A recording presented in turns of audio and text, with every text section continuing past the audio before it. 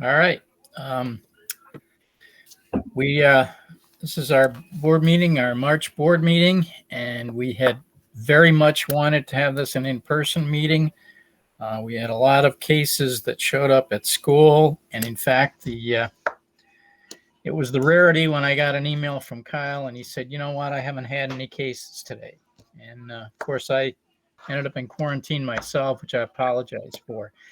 But at this point, call the meeting to order, and if you would join me in the Pledge of Allegiance. I pledge allegiance to the flag of the United States of America and to the republic for which it stands, one nation, under God, indivisible, with liberty and justice for all. And again, this is, we're still in a virtual environment, and I think what I understand is I don't know how soon we'll move to the public being invited in, even when we get back to an in-person meeting format, hopefully very soon. So anyway, no public comments for this evening. I believe we have no need for a front-end executive session on any personnel items. We'll move ahead to consent agenda changes, of which there are none. And then move ahead to item 7.1 through 7.7. And I would take a motion to get that on the table. That is the consent agenda. I'll move, John. Andrea moves, Nicole seconds, or Michelle seconds, excuse me. Okay, the consent agenda items include approval of the minutes, approval of CSD recommendations, approval of financial reports, approval of position authorizations and abolishments, of which there are none, approval of position resignations and terminations, approval of leaves of absence, and approval of appointments, basically our coaches. So at this point, I have a motion and a second. Any questions on any of those items? Okay. And I would take a roll call vote. Aye. Brian? Aye. Mark? Aye. Joe? Not with us this evening yet. Heidi? Aye. Andrea? Aye. And Michelle? Aye. Okay. That motion carries with one absentee at this point. Moving ahead to item 8. Item 8 is the reports. We have the CDEP committee report from February 24th. That report is contained in your electronic packet. Amy has provided us with a written report of that. And I don't believe Amy is with us this evening, correct, Kyle? Correct. Okay. Moving ahead to board committee reports, Oswego County BOCES Board of Education. I did not supply a written report this month because our with the February break, our BOCES board meeting, city board meeting, occurred one day before the Sandy Creek meeting last month. So I've already reported out on that, and along with the preceding month.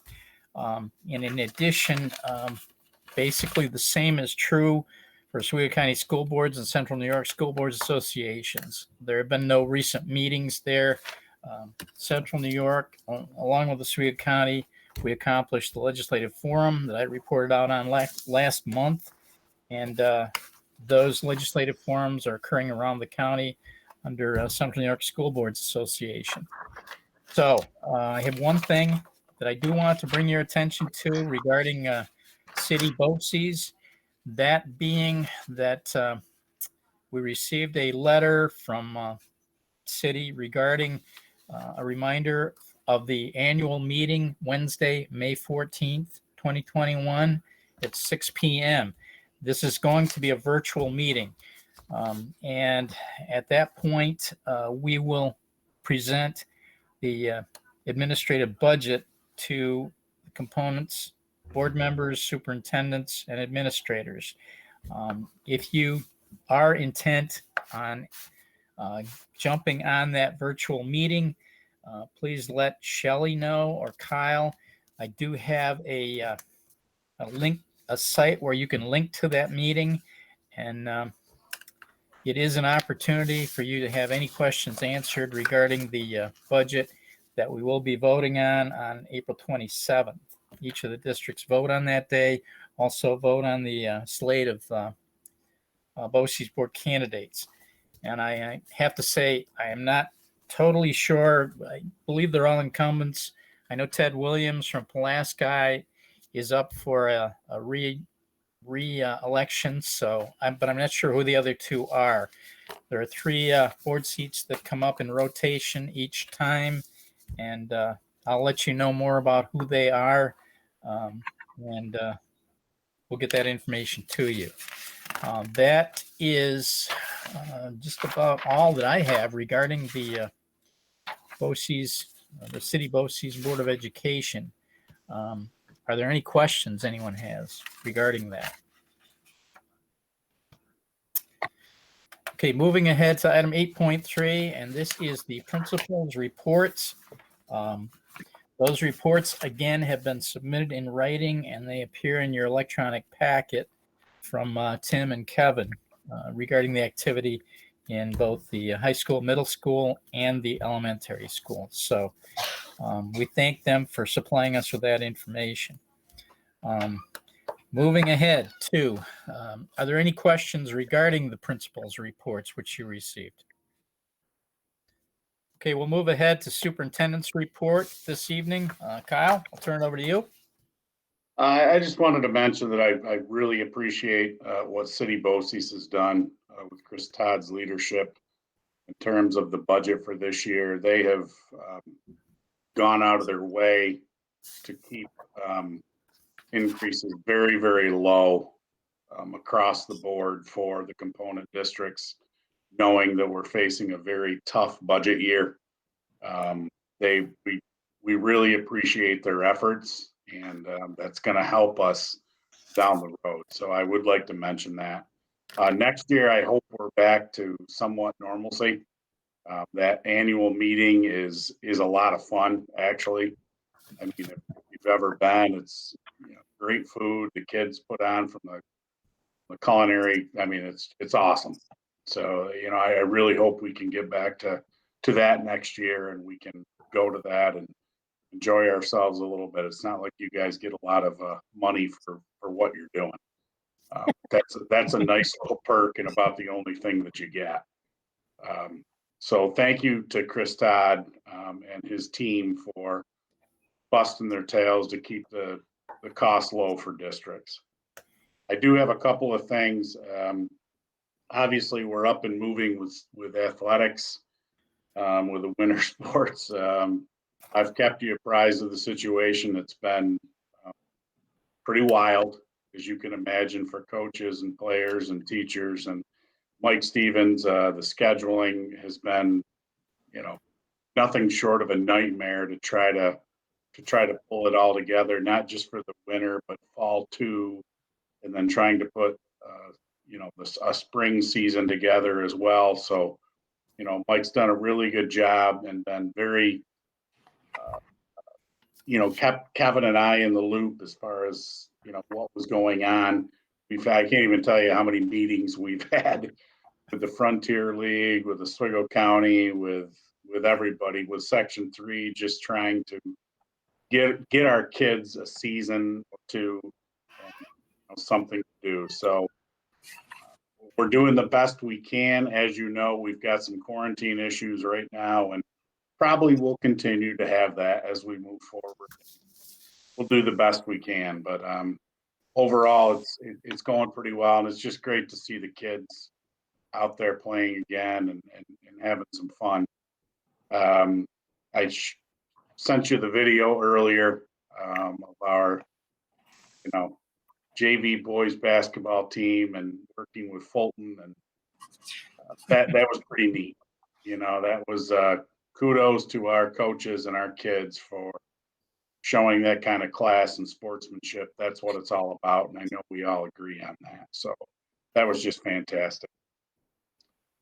Monday, we have a staff development meeting or a staff development day rather, for our teachers to continue to prepare for the change that's coming on Tuesday with moving the day to a regular day of a 3 p.m. dismissal.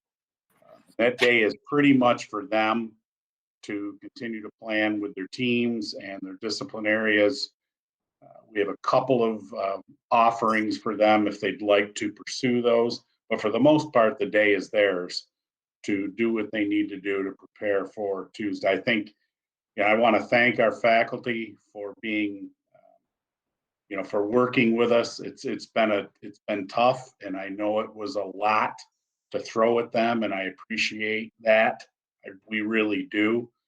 We just know that, across New York State and across the country, the push is to get back to some sense of normalcy.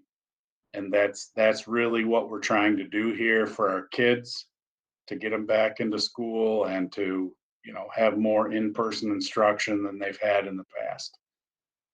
So I really want to thank our faculty. I know it hasn't been easy, and there's, they've had to adapt to things they never thought they were going to have to adapt to as teachers.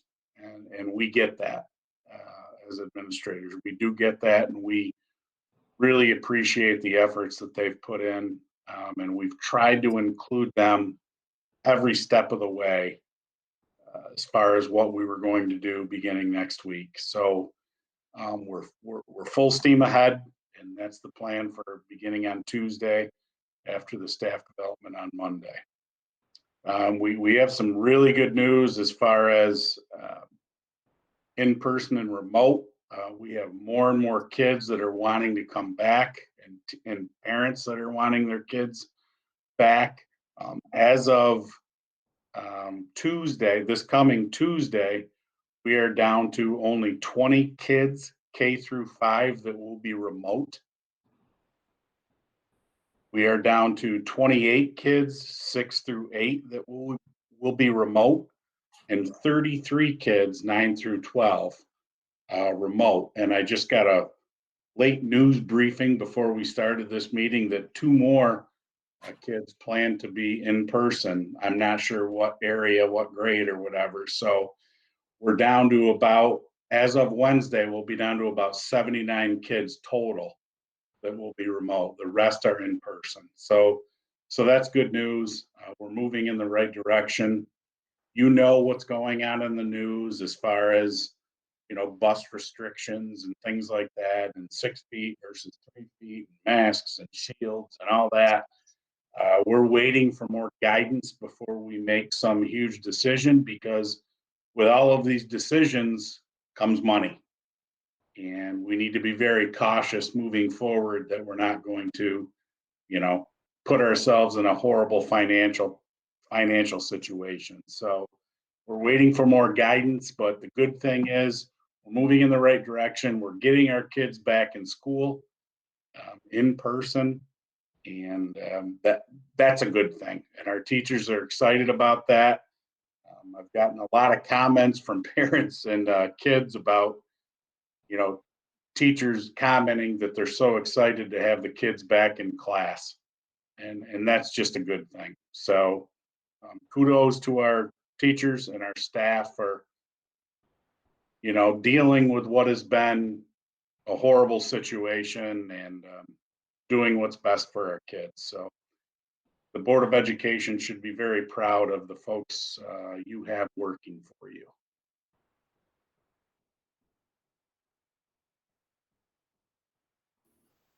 Anything else, Kyle? That is all I have, other than the project that we sent along I sent along, I guess, the latest report from Watchdog. Things are going along really well, moving, progressing well. The bus maintenance facility they floored us with what they did this winter. We never thought they could pull it off, but they did.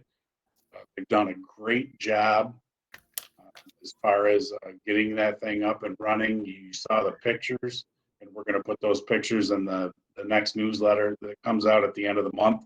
So that's pretty cool. The unit ventilators, they're now upstairs in the middle school area. Putting those in the classrooms. They're pretty much done down in the elementary.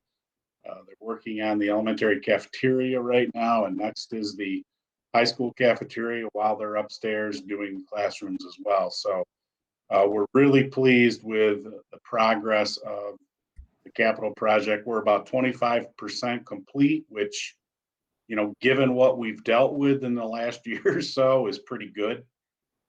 So we're in a good place overall, and I you know, thank Watchdog for you know, watching over us and being good stewards of this project. And certainly Andy Ridgway gets a lot of credit because he is every single day, nonstop, dealing with what's going on, and does just an absolutely fabulous job keeping us on track. So we're doing pretty well, and I'm pretty happy with that.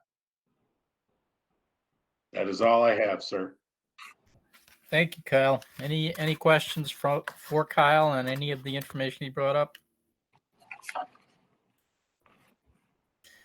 Okay, we'll move ahead to item 9, that being discussion items. And we have the 2021-2022 school district calendar. And Kyle, I don't know if you want to say anything about that.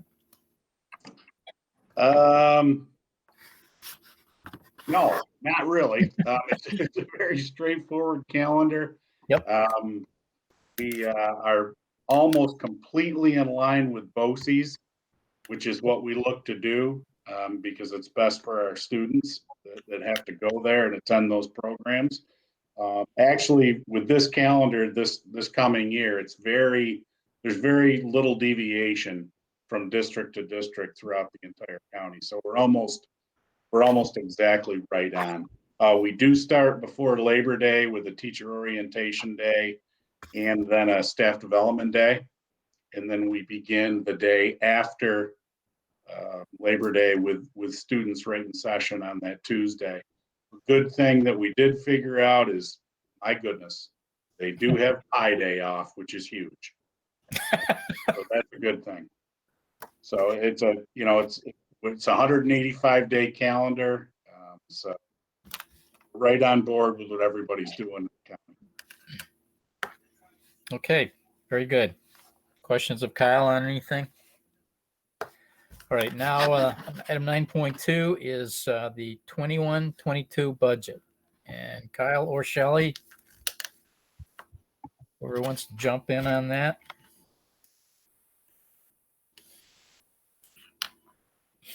Can you see my screen, everyone? Absolutely. Okay, so we're going to start with talking about next year's budget.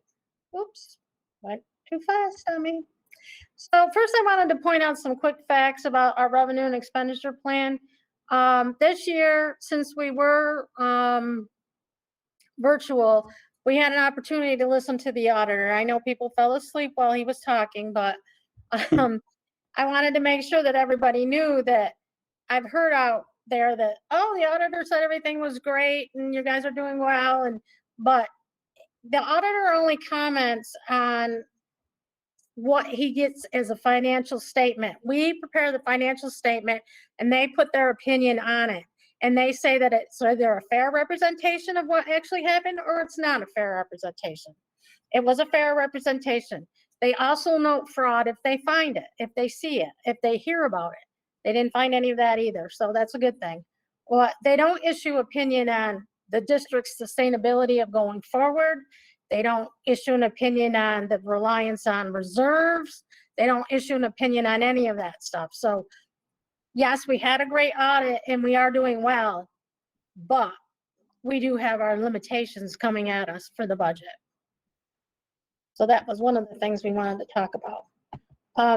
The other thing that we were going to talk about was reserves. Since 2012-13, the district has used reserves to balance the budget. Now, some years we haven't used those that we put in the budget because we either got more revenues or we spent less in expenses. So we didn't have to cut into that reserve, but we have been using them to budget with since 12-13. So this current year that we're in right now, we have $760,000 of reserves budgeted. We really don't have that kind of money to keep doing that year after year. So we have to start bringing ourselves back to become more sustainable and more self-sufficient. So we're going to actually have to, you know, make sure that the revenues that come in are real revenues and that we don't have to use our bank account the whole time.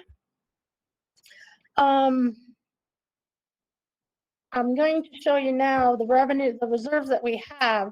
Here's an analysis of the reserve funds that we actually have and what they're used for. Like the workers' comp reserve, that is, we right now belong to a consortium and we need 3 months of premium in order to transfer to another one, because you have to let it run out in the one you're in. And in the meantime, you have to have money to go into the new one.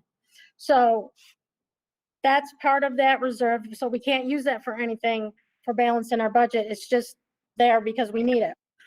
The Employees Retirement Contribution Reserve, the ERS, there were many years when the retirement systems fluctuated a great deal. That was before the tax cap came in.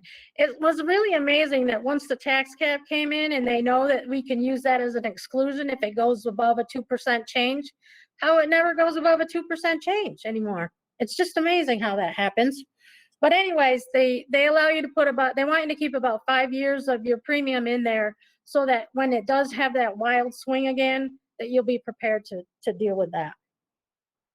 The Employee Benefit Accrued Liability Reserve, EBLR, that was the one that the auditor pointed out to us that was overfunded.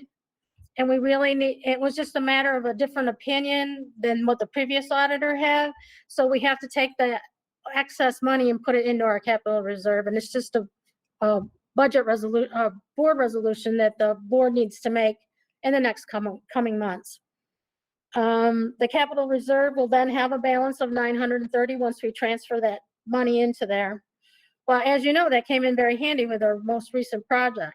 And the more you can keep that money, that you can use it to do the little projects that need to be done, because just because you've got all new roofs on in 20 years doesn't mean that your heating system's not going to do something crazy, or you're not going to need that money to do something with. We also have the capital reserve for transportation. We use a great deal of that for our new bus maintenance facility, but the remaining part pays for the extra part when we buy buses that do not, it's not covered with state aid. So we bring that reserve, that little bit amount of reserve, it's like $35,000 a year, we bring in to cover that piece. So that works really nicely. And then the debt service is the money that from when we borrow, it has to be used against the debt when we go to pay the debt off. So that's going to be there to be used in later years. We did this a lot over the past few years until we had all that big debt paid off. It's a shame that we're going to be debt free, but now we're going to have more debt, but it's okay. That's how it works. That's how the building aid business works. All right, so our next slide, we're going to talk about enrollments a little bit. And I think, let me throw something in here, Shelley. I think what people need to understand from the public is that with those reserves, I mean, you see it and we've got 3 million, whatever. You can't use all that money to balance the budget. There's only certain things you can, with the different accounts, there's only certain things that you can use that money for. And I don't think that, well, I know that people don't necessarily understand that. And I think as you talk to the public and you talk about, where we're at, it's important that you stress that they understand that there's only certain things that money can go towards. Right, exactly. So I'm going to show you a quick picture of, this is our enrollment since I came here many, many moons ago. When I first came here, we had 1,179 students, and that was without pre-K. We didn't have pre-K until, I don't know, 2005, I think, 2006, something like that. So, and our highest amount since I've been here has been 1,186 students. This year we're at 738 without pre-K, because we don't have pre-K this year. So next year we're estimating to be at 771. Right now, we have 47 students for kindergarten for next year. So, enrollments are kind of low. But getting back to enrollments, so I just went through that first line there. Yeah, and without pre-K. So we're down about 450 students. So there's equal guidance on both sides, as Kyle will tell you, for the argument for small class sizes. Some people say small class sizes matter. Some guidance says it doesn't matter. Kids learn better in a big environment, whatever. We prefer smaller sizes. We do. Especially with the inclusion program. Most of Oswego County is doing inclusion also, so they also have that. But there's guidance for both sides of that. But now the district's at a point of, we need to right size for that loss of all those students. Kyle, you quoted something like 6,000 students have left the county. Since the year 2000, Oswego County has lost over 6,000 students. That's how much the enrollment is down across the county, which is tremendous. And you guys know how we feel about. I'm a big believer in small class sizes. I was a teacher, and I do think it's more effective. I can absolutely show you research on both sides that show that it doesn't matter or it does matter. I'm a big proponent of small class sizes, and it is my hope that we can keep class sizes where we are at, but we also have to be, understanding of the budget situation that we may be in the next year, 2, 3 years, given what the pandemic has done to us. So we're just trying to show you the realistic situation where we are at, and help, hopefully those numbers will help us move forward. But please understand that I in no way want to see 25, 30 kids in a classroom. That's the last thing I want to see. I would do everything I could possibly do to prevent that from happening. But I also think we need to be honest with and transparent with where we are at in terms of other districts and that type of thing. So what this shows you is our current enrollments by grade level. We have 4 sections in K5 right now. And, if we had to go down to 3 sections, there would be no more than 20 kids in every classroom, theoretically, hypothetically, whatever you want to call it, based on our current enrollment right now. But who knows? Maybe we'll get a lot of people moving in. You never know. Hasn't happened yet, but it might. I want to be optimistic about this. So if you roll it forward, that's what it looks like. Right now, we're only at 47 for kindergartners. So if you know anybody that's got upcoming kindergartens, let them know, get them registered, please. All right. So the other thing that we've heard is, well, if you didn't do the building project, you'd have more money. Well, no, that's not true, because the building project has little or no effect on the regular general revenue and expenditures of the district. That building aid is a whole different set of money, different pot of money. You have to apply for it differently. It has nothing to do with the regular aid that we get to, like foundation aid, to deal with our students every day. But the thing that we have to remember is that if we were to stop the building project right now to save money, we wouldn't save any money. We'd be out money, because as of right now, the way the building project works is we have to go ahead and build it, and then they pay us after the fact. 18 months after the fact it's built, then we start getting the money back for it. And that'll be over a number of years. When we go out and borrow for the serial bonds to pay for it, then they will pay us accordingly as that goes. So we would be out millions of dollars if we were to stop the project right now. So that's not feasible. It's not a good idea to do any of that. It won't help anything. But I did say that there is a little bit of it does have a little effect on the district because of a timing issue. The project didn't really get started because of Corona and those things. And so what happened was it affected our tax cap. The tax cap calculations takes into effect all of the capital monies coming in and going out. They're called exclusions, and you have to match them up. And when that happened, what happened was our timing is a little bit behind. So actually our tax levy is going to be lower than by 1.12% than it was last year. But I'll get into that in a little bit, but we just have to keep that in mind that right now the tax cap is holding us to a point where we really have never faced before, actually. So we can override it, and we'll get into that in a minute.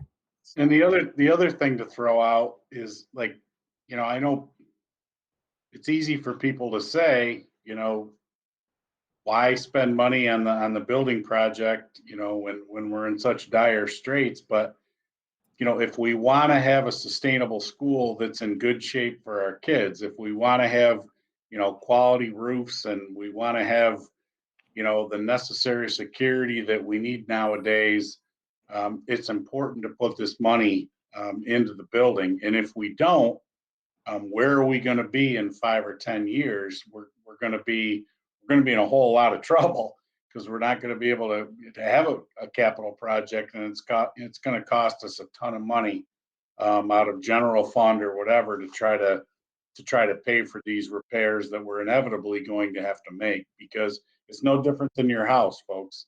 Your windows go bad, your roofs go bad, your things leak, and you got to keep the facility up. I really hope that people understand that if we want a nice facility for our kids, you have to continually put money back into the facility. Otherwise, it's just going to deteriorate, and then we're going to be in a very bad situation down the road. And that's not where I want this district to be in 5 or 10 years. I want this district to be, in a great place for the kids with a great facility, which is what we have.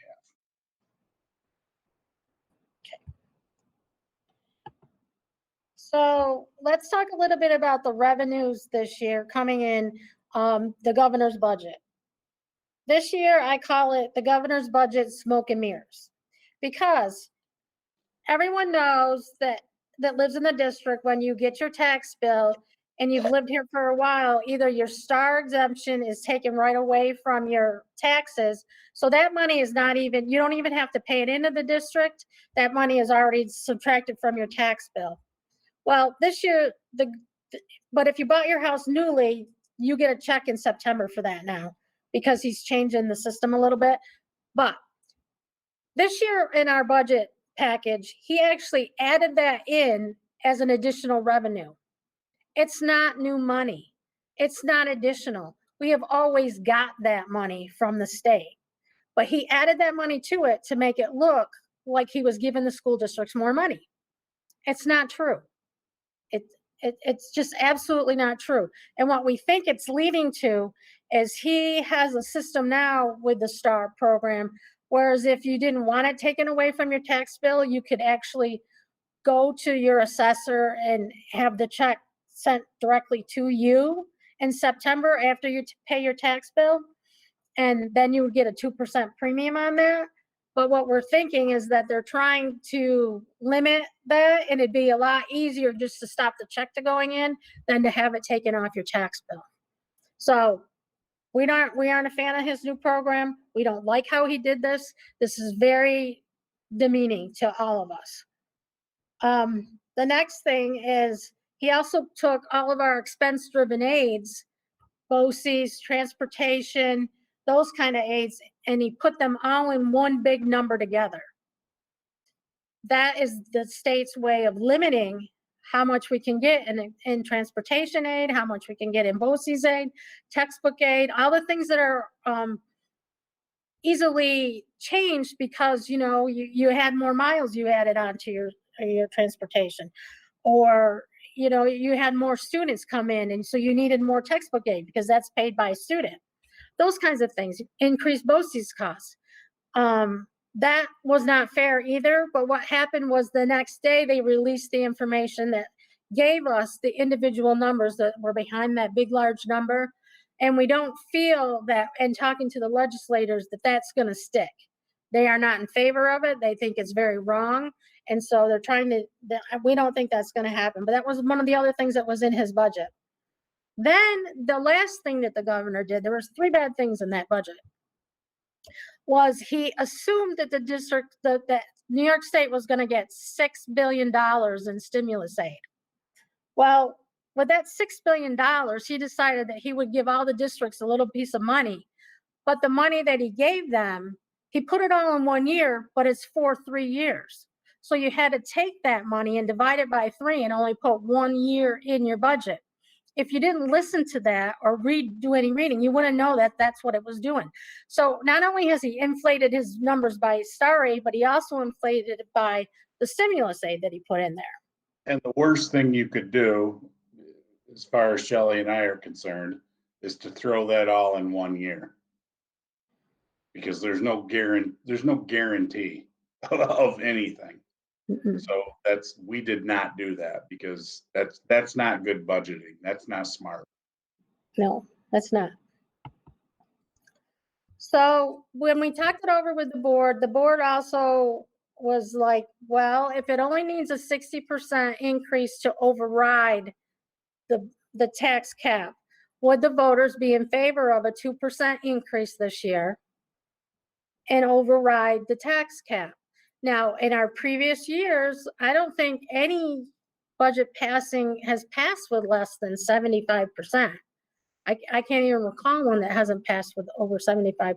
So, you know, it's a possibility. If we get to that point and the board feels that that's something that they would like to tackle, yeah, we would definitely put that up for them.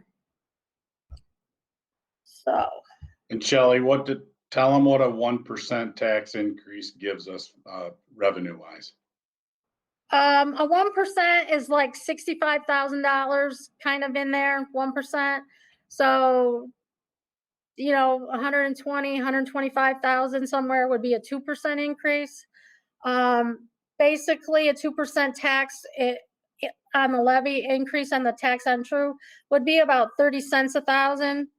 $15 if you owned a $50,000 house, or $30 for the year if you owned a $100,000 house. So, you know, that's about the kind of money we're talking, is 30 cents more per thousand on the house that you own. And we're throwing it out there for something to think about, because obviously we don't know yet what the budget numbers look like. I mean, we're supposed to know, you know, April 1st, and obviously the governor's going through some things right now. Okay, so that could impact stuff. right, the governor says he's been concentrating on the budget, so we hope that's true and that the legislature is going to give us our numbers by April 1st, but we'll have to wait and see. So the picture is grim, but we're very hopeful. We've had a lot of good information come out over the last week about what the stimulus is. And basically the package that was just passed and voted on, New York's going to get $12 billion in aid, in stimulus aids for this 1 year. And 9.5 almost of it is for education.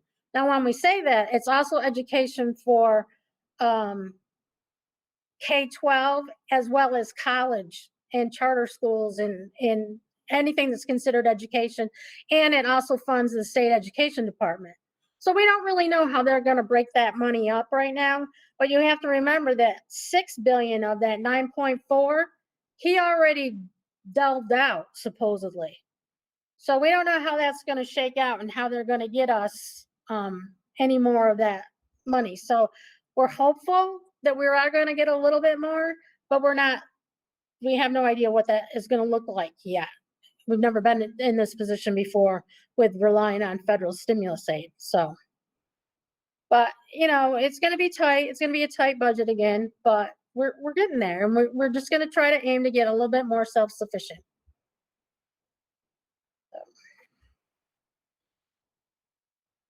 And that's it.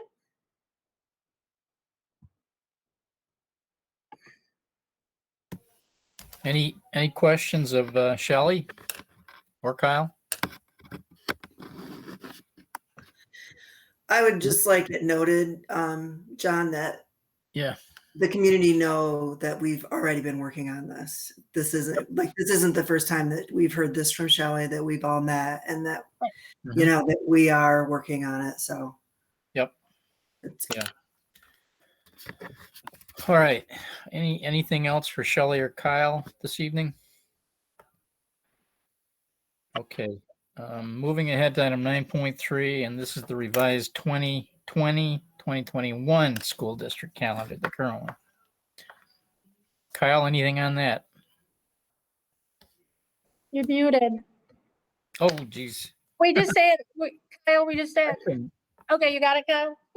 Put a half day back on April, help me, 9th. April 9th, which we had taken away, but we're going to use that for some other things that we need to do in terms of testing.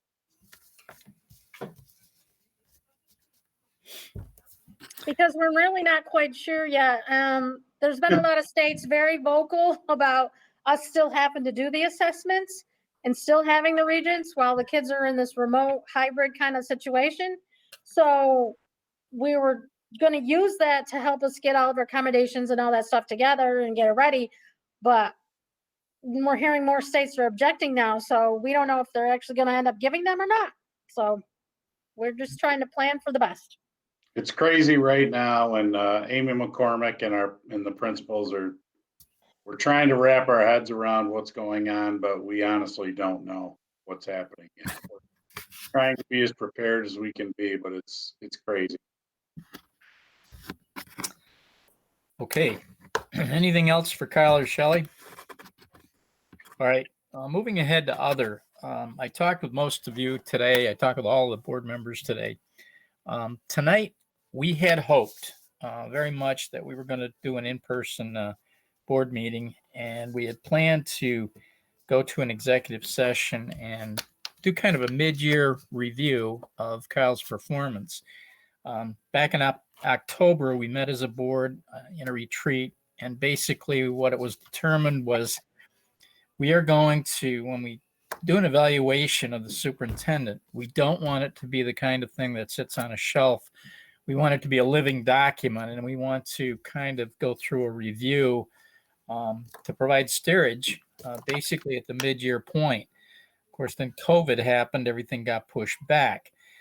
We had hoped again that we could break into actually an executive session and work on that piece this evening. That, of course, then we had to go to the virtual meeting, and when I talked to all the board members, there was a strong feeling that let's still do that. Let's do it sooner rather than later, and let's kind of come together and do this. And I'm looking for, I guess, a date when we can sit down in a special meeting. This would probably be next week if we can do it. And I am, whenever I look toward putting in a special meeting, I look to the fact that we're kind of set up for Thursday evenings. So I'm looking at the date of March 18th at 6 or 6:30, if that's possible, if we could come together, share some things, and kind of go through some situations, let Kyle know where he's doing great things, let him know where there's a little steerage, whatever. So I'd like to know, I guess, from the board members, if the 18th, next Thursday, at 6 or 6:30, your wishes, might work for us. And if not, we have the whole next week that looks pretty good. So what do you think, guys? John, I am not free on the 18th or 19th next week. Any other day or any day the following week. Okay, that's gonna take it to the following week. And I don't, hang on, let me grab a calendar. Thursday, the 25th, Wednesday, the 24th. Yeah, that's the Wednesday, the 24th, Thursday's the 25th. The 25th will not work for me. Actually, I'm finally getting a COVID vaccine, so. So that's the 25th for me. So the 25th will not work any other time that week. The 22nd, 23rd, 24th, or the 26th. Actually, it'll be on a Friday. Did somebody say the 24th I was could a do any of possibility? those. Pardon me, Michelle? I said I could do any of those Monday, Tuesday, or Wednesday that week. So Okay. Andrea? 26th is actually better for me, but I Okay. can work around it. Okay. Um, I'm good for whatever, John. okay. Brian? Brian? You're on Brian's mute. having connection problems. Yeah. Heidi? 22nd, 23rd, 24th? I'm free anytime that week at all. I just am not free on just anytime this week or anytime except the 18th and 19th. Other than that, I'm wide open. Okay.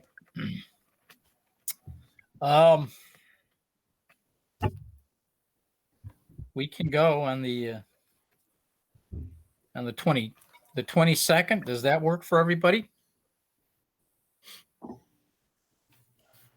I'll That's say a yes. 22nd at Monday. 6 or 6:30? 6. You want to try for 6 or 6? Let's go 6:30. Keep it uniform. Kyle, are you good on that day? Sure. Okay. All right. So everybody looks good on that day. Brian, you're on mute. Brian, are you good the 22nd at 6:30? I should be, John. Okay. Hopefully you can hear me. I've been having all kinds of connection problems here tonight. So Yeah. Yep. So I will fill Joe in that it looks like that's the day we're interested in going on, the date and time. And we will meet in the boardroom for that. And we'll have an opportunity to sit down and go through what I'm calling a mid-year evaluation of performance. Because again, if you only meet once a year to review performance, it's not really a living document. And you can apply any steerage at the mid-year point and end up with a better result. So we will get together on March 22nd, 6:30 in the evening in the boardroom. Does that sound good? Okay, very good. All right. Moving ahead to item 10, and that is communications. I believe I have none showing up. We will move ahead to item 11, and this is an action item. This is the approval of the master list of substitutes for instructional staff and support staff. And I will take a motion on that item. I'll move. Andrea moves. I'll second. Heidi seconds. Take a roll call vote. Aye. Brian? I Mark? Aye. Joseph? Joe can't be with us this evening. Heidi? Heidi? Heidi's froze up here. Andrea? Aye. Michelle? I Andrea? Yes. Good, Aye. or good Heidi, I mean? Heidi? Yeah. Okay. Okay, gotcha. All right, the motion carries. Moving ahead to item 11.2, and this is on to permanently appoint Mike McNitt to his position as bus driver, and I will take a motion on that item. John, I'll move. Brian moves. A second. Mark seconds. Questions or comments on that item? Take a roll call vote. Aye. Brian? I Mark? Aye. Joe not with us. Heidi? Aye. Andrea? Aye. And Michelle? Aye.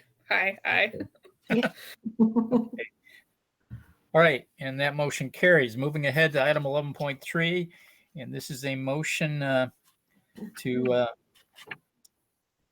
approve the following resolution upon the recommendation of the superintendent to adopt the 21-22 school district calendar, which we've just heard about. Take a motion. Did I get a motion on that? Shelley? I'll move. Okay. Heidi moves. I'll second. And Andrea seconds. Any questions, more questions on that? All those in favor, well, I'll take a roll call vote. Aye. Brian? Aye. Mark? Aye. Heidi? Aye. Andrea? Aye. And Michelle?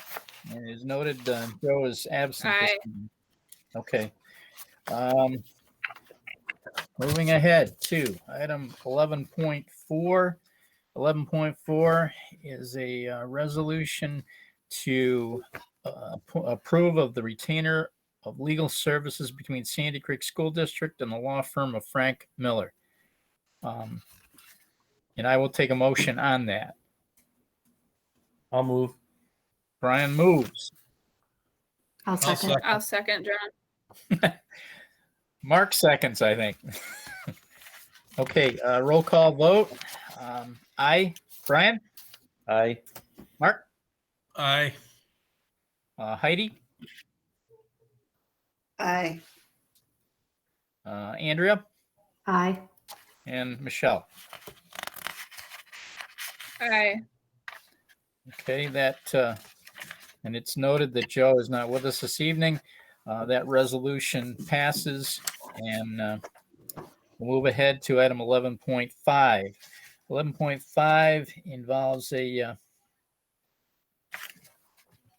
resolution for us to enter into a contract with OCM BOCES.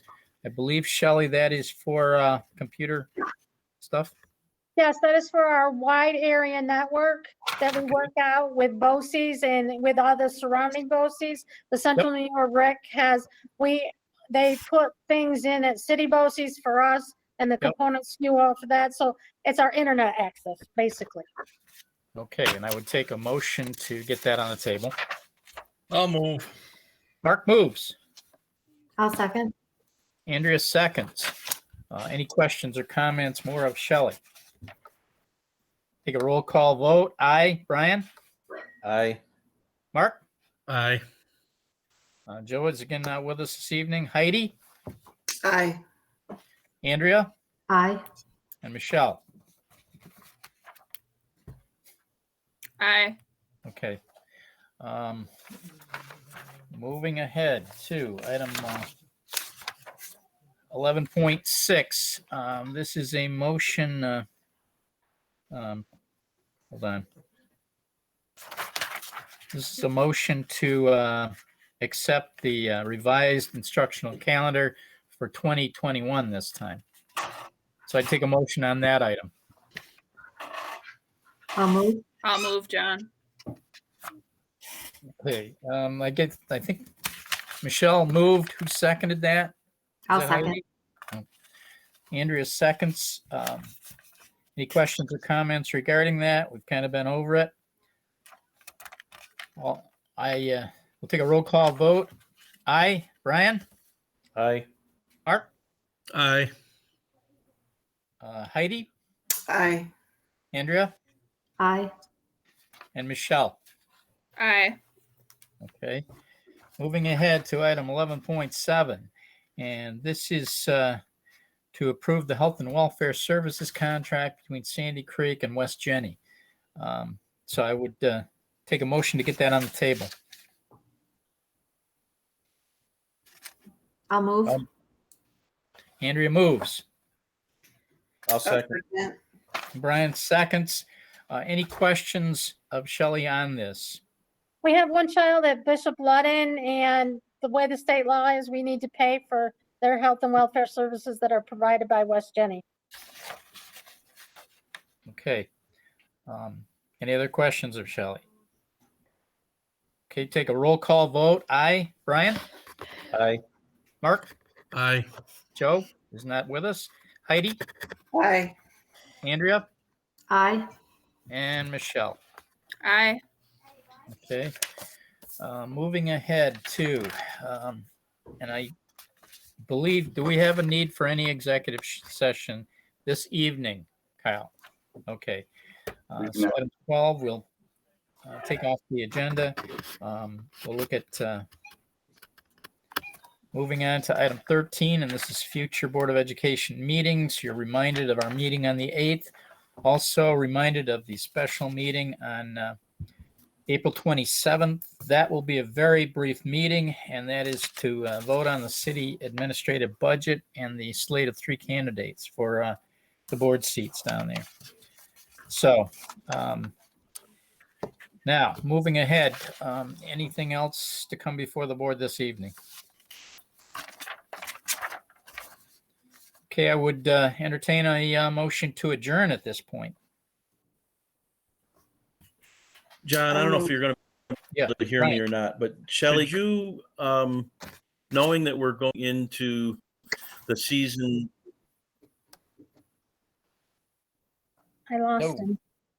I did too. Brian, we lost you.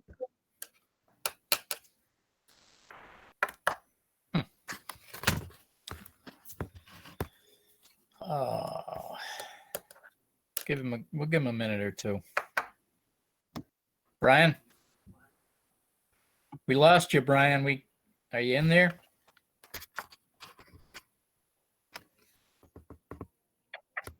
Brian? can you hear? Yeah, a little bit. Can you hear me? Yeah, we got Oh, you. now we can. Bad connection. Okay, what have you got, Brian? You got a question?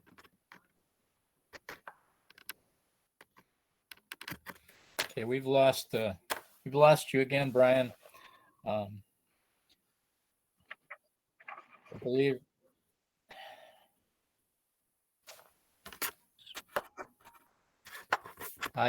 Does anyone else have any other matters to come before the board this evening?